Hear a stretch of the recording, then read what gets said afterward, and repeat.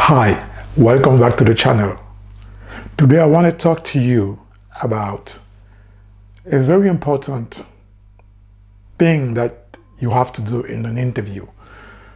It's so important to describe your skills in a way that will be compelling, that will be convincing, that will convey the message, the power that you want to convey. How many times when I started my career, I was going into interviews.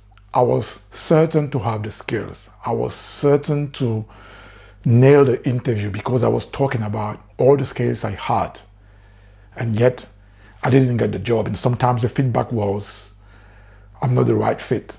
It happens a lot to a lot of people.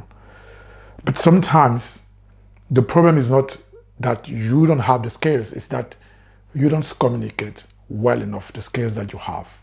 And stories tell a lot. There is sometimes no point of telling someone facts after facts after facts and figures, numbers, and you have the feeling that you are giving important information, but the person is not following you. We humans, we learn through stories. If you remember when you were a little kid, you learned through stories. People were telling you stories. In your head, you tell yourself stories. When you read numbers, you tell yourself stories. So you have to learn how to tell stories in a job interview. And the best thing that you can tell through a story is your skill. How do you demonstrate a skill? For example, if you want to say, I'm a leader, how do you demonstrate that? Because you want to tell the interviewer, I'm a leader, I am a problem solver. Yes, but how do you get the interviewer to feel what type of leader you are, what type of problem solver you are? How do you get the interviewer to feel that that skill is really the right fit in the situation of the job that they're looking to hire for? So I'm going to talk to you about how to tell stories, how to tell your skill in that interview. But before that, if you're new here, don't forget to like this channel, subscribe, hit that clock.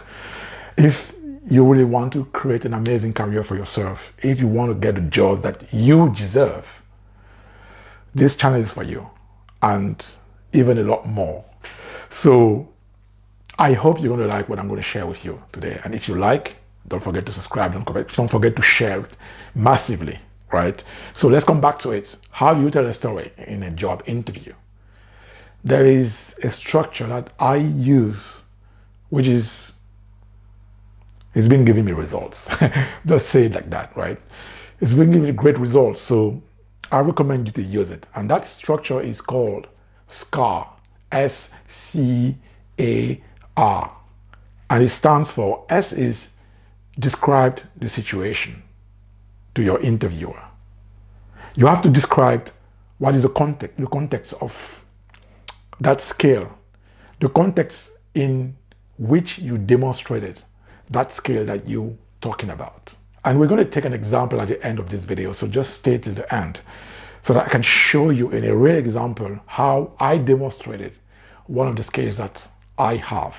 So the first is S, situation, describe the situation, describe what was happening, right? The second part of this is the C, the challenge.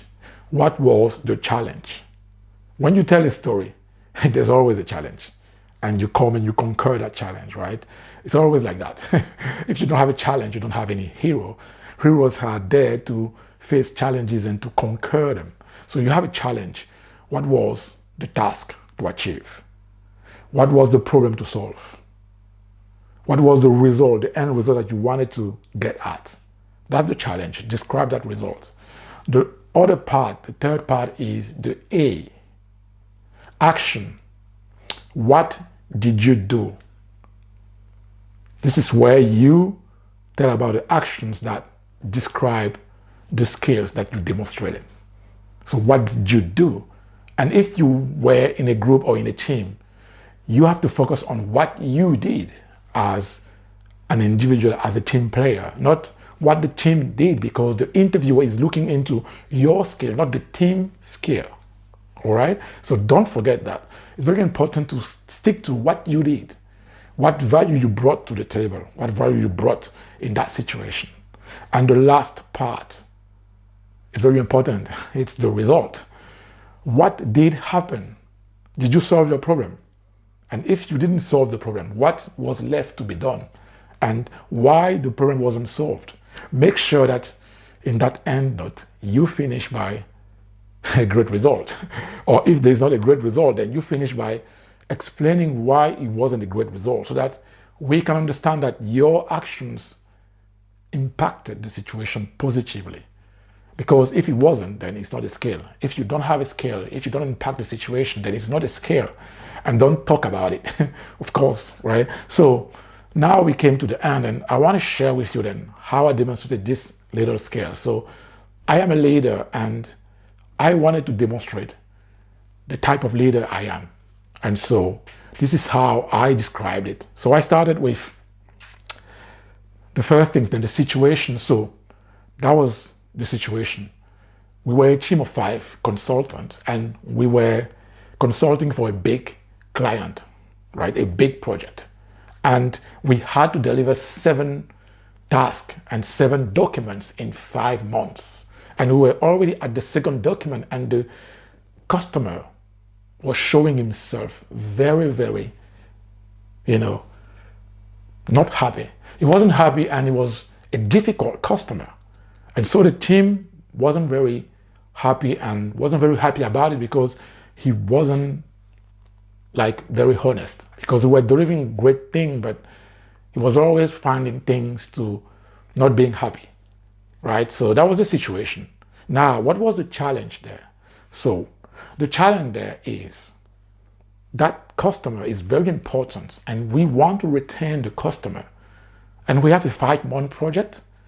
We still have 5 deliverables, 5 documents to deliver. So we have to make sure that we deliver those, and that we meet the expectations, we even exceed expectations of the customers, without getting him more angry, because he was already angry.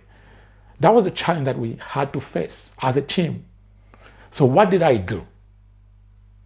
So I recognized the fact that we couldn't work effectively in that environment. It was a toxic environment. The customer wasn't trying to make our life easy, and he was trying to sabotage our work. So what I decided to do is, I told him, I'm going to be the facilitator. So we're not going to the meeting, and we're not going to talk to the customer, 5 of us anymore, because we all irritated and we cannot be productive at this pace. So I'm going to be the facilitator. I'm going to be the one talking to the customer, handling the complaints, handling the bad behavior of the customer. And I will be the one giving the objectives to the team. So I'll get there, take the expectations of the customer, and come back and give it to the team, and make sure that the teams, stick to those expectations, and make sure that the team is not involved in all the trouble that the customer is causing. That's the very important part that I did, and we decided to organize like that. And what happened? That's the result now. So what happened is the customer started feeling important, because he had one person dedicated to his relationship. So I was dedicated to listening to him, to make sure that he was getting what he wanted. And when he wasn't getting that, to make sure that he was heard, to make sure that we were trying to find a solution, and to show him the progress that we were doing on a single basis, on a daily basis. And the team, they were completely free to be productive. They were not dealing with that toxic environment, toxic behavior, toxic words from the customer. So the team was a lot more productive. And I was the one taking on the pressure, but I wasn't pressured on delivering the deliverables and the documents anymore. I was there to handle that situation, because that situation was so important that we needed one person to be there, and that was me. So at the end, we delivered the project on time, and the customers was very happy.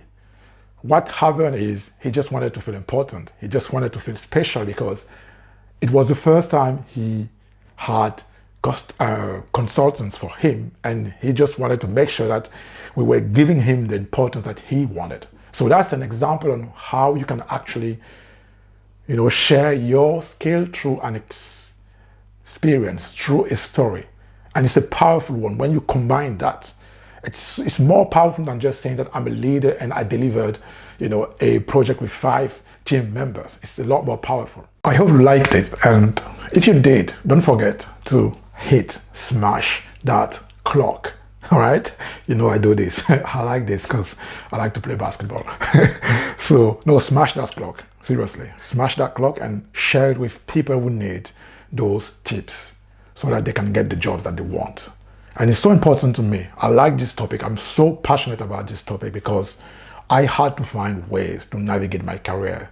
And when I was so driven by my career in the corporate world and whatever I was doing, it was so important to me. And also, I help people like ambitious people who want to stand out in their careers and they want to create an amazing career for themselves. I help them to do that. So there's a link below this video. If you go and find it and you click on it, you can, book a call with me or someone in my team, and we can help you. Whether it's a job, your dream job that you want to land, or you want to find that career that you are made for, the career that is the right fit for you, then we can help you on that. So I'll talk to you later on in the next video. Bye-bye.